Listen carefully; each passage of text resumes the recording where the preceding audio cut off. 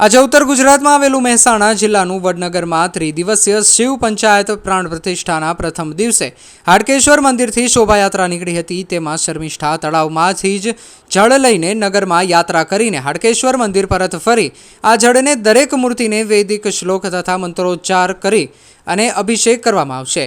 વડનગરના સ્થાનિક વિદ્વાન તથા વેદો શાસ્ત્રો પુરાણો જ્ઞાન ધરાવતા એવા બ્રાહ્મણો દ્વારા શિવ પંચાયતના આવાહન કરીને હાડકેશ્વર મહાદેવ તથા દેવી દેવતાઓનો ઉર્જા ઉતરી આવશે તેવું વાતાવરણ બની રહ્યું છે।